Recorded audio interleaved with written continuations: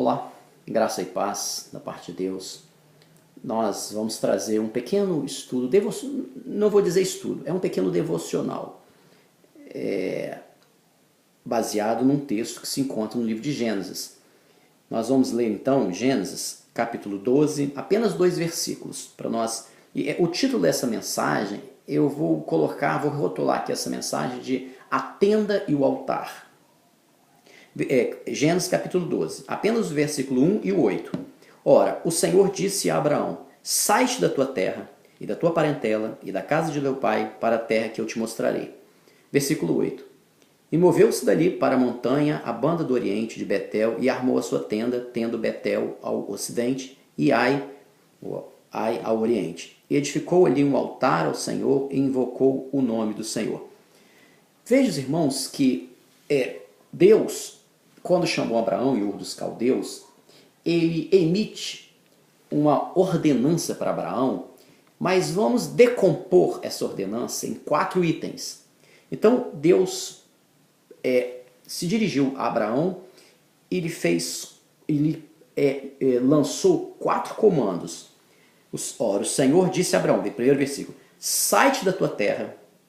Segundo, da tua parentela, sai-te da tua parentela. Terceiro, sai-te da casa do teu pai. O quarto, e vai para a terra que eu te mostrarei. Então são 4 comandos aqui, o texto diz. Então veja só, Abraão, ele cumpriu o primeiro, ele obedeceu o primeiro comando, sai-te da tua terra. Então ele saiu de Ur dos Caldeus. Mas no primeiro momento, ele não cumpriu as demais ordenanças. Por quê? Porque o Senhor falou para ele, sai-te da tua parentela. E ele levou Ló, que era um sobrinho dele, então ele levou a parentela. Sai-te da casa do teu pai, ele levou o pai dele, chamado Tera. E para a terra que eu te mostrarei. Ele não tinha chegado na terra ainda. Então ele cumpriu só o primeiro. O Abraão aqui cumpriu só o primeiro comando de Deus. Só que um dos comandos foi obedecido, mas não espontaneamente. Porque o pai de Abraão morre. O último versículo do capítulo anterior fala assim: e foram os dias de Tera 205 anos, e morreu Tera em Harã.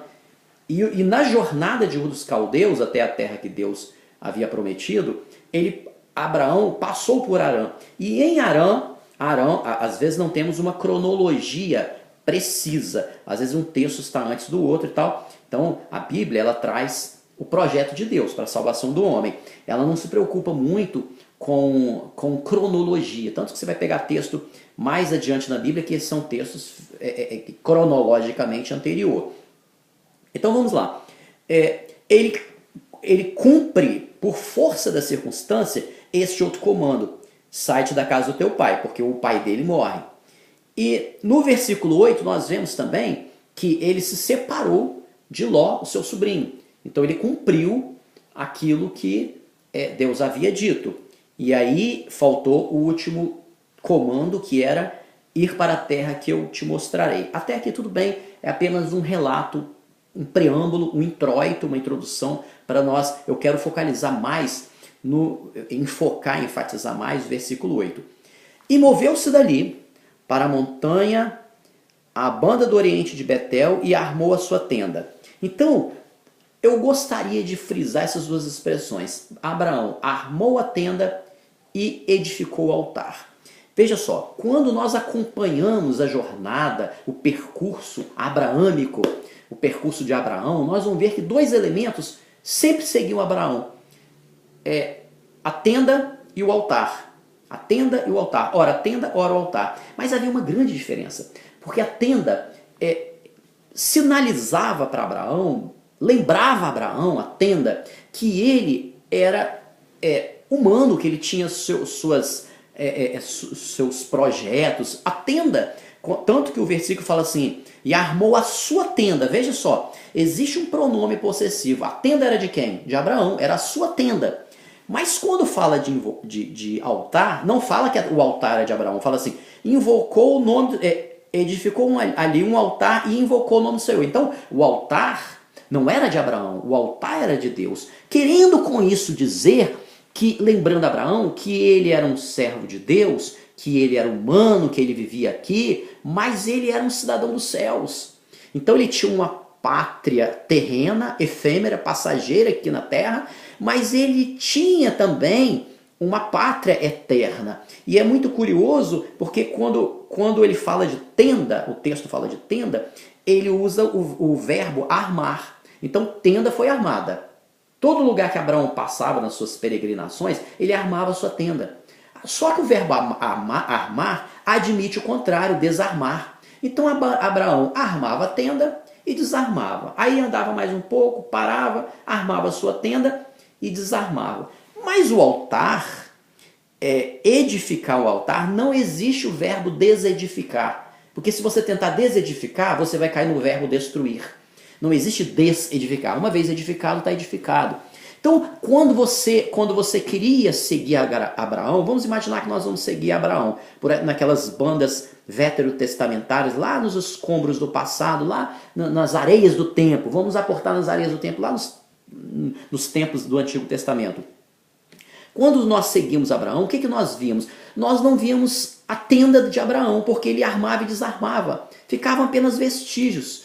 E o vento depois soprava aqueles vestígios, já não era mais. Então, querendo com isso dizer que nós, servos de Deus, por isso que Jesus falou certa ocasião, eu não peço, Pai, que os tires do mundo. Porque eles têm, vamos imaginar aqui, trazendo o que Jesus falou com esse versículo 8.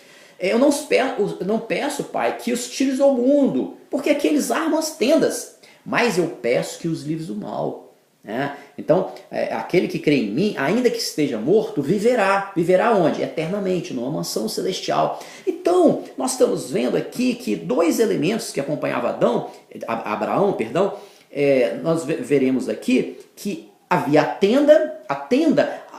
Como é que era feita a tenda? A tenda era presa no chão, eram cordas que eram presas no chão, eram coisas eternais. Nós temos aqui a nossa vida terreal, a vida efêmera, a vida passageira, nossa vida humana. Nós fazemos nossos projetos, nós fazemos cursos, nós batalhamos a nossa vida, formamos família, como Abraão estava aqui com Sara, então ele tinha sua família, estava tudo certo. Mas ele não podia esquecer do altar. O altar não era armado, não era fincado com cordas, o altar era pedra sobre pedra. Vejam vocês que a tenda era horizontalizada, era uma tenda armada, era horizontalizado. O altar não, era verticalizado, porque o altar apontava para o alto, o altar apontava para cima. E quando Abraão saía daquele determinado lugar que ele havia parado nas suas peregrinações, o altar ficava. Então quem fosse tentar encontrar Abraão, não seguiria as tendas, porque as tendas ele armava e desarmava e colocava no seu ombro e voltava a caminhar. Mas para você seguir Abraão e encontrá-lo, você teria que ir seguindo os altares que ele havia edificado. Então a pergunta nesse pequeno vídeo é o seguinte: onde nós estamos armando as nossas tendas? Será que nós estamos esquecendo de edificar os altares ao Senhor, o altar ao Senhor? Tenda nós armamos e desarmamos. Temos nossos altos e baixos, ora nós estamos no alto, nas montanhas, ora nós estamos no vale. A vida é cheia dessas situações, qualquer ser humano passa por isso. Não quer dizer que ele seja um servo de Deus, que ele não vai passar por dificuldades. Cristo falou, olha, no mundo tereis aflições, mas tem de bom ânimo, eu venci o mundo. Então, mas o importante desse texto invocou o nome do Senhor. Ele não invocou o nome de homem, ele não invocou o nome de uma pessoa boazinha, não fez nada. Ele não invocou o nome do titio dele, não invocou o nome de Ló, não. Ele invocou o nome do seu Deus, do Senhor. Por isso que Jesus, quando as pessoas não sabiam a quem se dirigir nas suas orações, às vezes eles pensavam que poderia se dirigir a um ser humano que havia morrido. Vamos orar para um ser humano? E Jesus ensinou como é que deveria orar. Pai nosso que estás no céu. Então, o destinatário da oração só pode ser o Criador. Não pode ser outra pessoa, morta ou viva, não pode ser. Cristo falou e deixou muito bem claro, Pai Nosso. Ele não falou meu Pai, ele falou Pai Nosso, porque ele estava dando ideia de igreja. Pai Nosso, o pão é nosso também, venha a nós o vosso reino. Ele estava sempre dando ideia de corpo dentro daquela oração. Então, e é interessante que essa decisão de Abraão de armar sua tenda, ele armou a sua tenda onde? Em Betel. O que é Betel? Aqui é casa. Bet-el, casa de Deus. Então, Elohim, Elohim, El é Deus. Então, Betel significa casa de Deus. Não no sentido organizacional. As pessoas insistem numa visão espiritual dentro de uma organização, dentro de algo denominacional. Casa de Deus aqui, quando o Senhor fala assim, vós sois os templos do Espírito Santo, nós temos que entender aqui que é uma vida espiritual.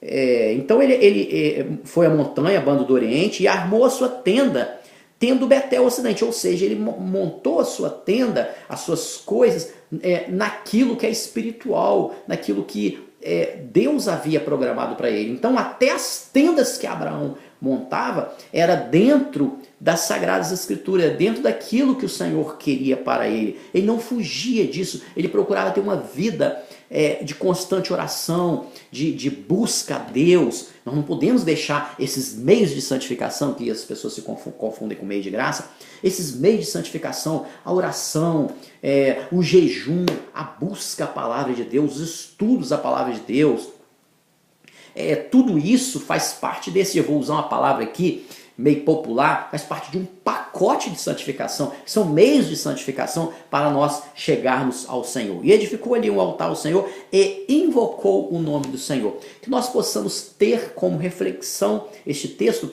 que nós precisamos de montar as nossas tendas, mas não podemos também esquecer de erigir, edificar o nosso altar, a nossa vida espiritual ao Senhor, tendo como ambiência espiritual Betel, no sentido de casa de Deus, no sentido de a busca espiritual. Não pode faltar, buscar primeiro o reino de Deus e as outras coisas vos serão acrescentadas. Portanto, nós deixamos esse pequeno devocional aqui para uma reflexão, para uma meditação e glorificando ao grande nome do Deus eterno. A todos, graça e paz, que Deus abençoe.